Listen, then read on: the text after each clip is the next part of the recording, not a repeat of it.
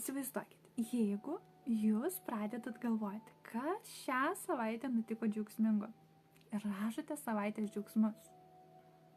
Kas šią savaitę nutiko džiaugsmingo ir galvojat, šią savaitgalį toks nuostabus nutikimas. Tai man suteikia džiaugsmo ir tai suteikia džiaugsmo. Kuo mes daugiau galvojame, kas nutiko savaitės laikotarpį džiaugsmingo, kas suteikia jums džiaugsmo, tuo daugiau mes generuojam gerų jausmų.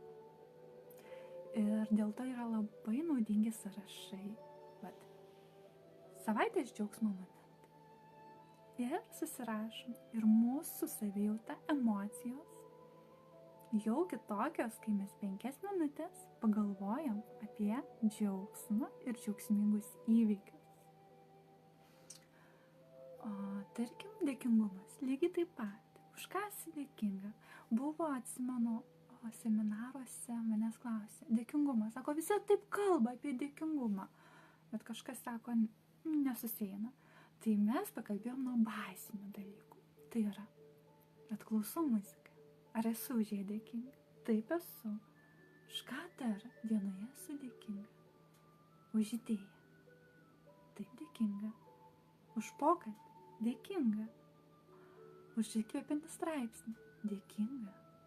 Ir auga dėkingumas. Dėkingumas gali būti labai platus. Ir galima ir už mažus dalykus, ir už didžiulius. Dėkingumo nereikia vertinti, mes ir dėkingi ir už mažus, ir už didelius dalykus. Pirmasis dienoraštis, kuris gimė prieš porą metų, Harmoninga diena, būtent buvo skurta įpročių realizavimui ir dėkingumo praktikai vieta ir įsivardinti dienos sėkmes, įpročių progresą, laimės momentus. Nes būtent yra tokie dalykai kaip kokie veiksmai suteikia daugiau harmonijos ir laimės tavo gyvenime. Ir tai jūs turėjot fiksuoti kiekvieną dieną, tie, kas turi šį nuostabų dienoraštį. Ir taip ugdomas pozityvizmas, taip ugdomas optimizmas.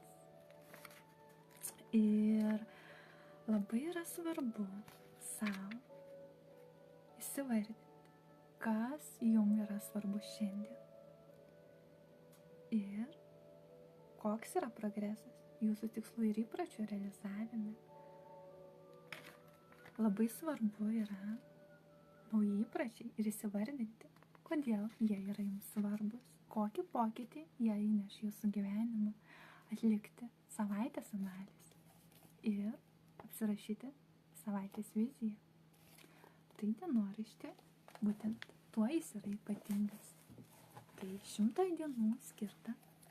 Dar galit pasirūpinti savimi, įsiklausyti geriau į savo vidinį pasaulį, ugdyti pozityvumą, optimizmą ir dar šiais metais spėti pildyti šį nuostabų dienoraštį, kad daugiau jūsų pakilios nuotaikos.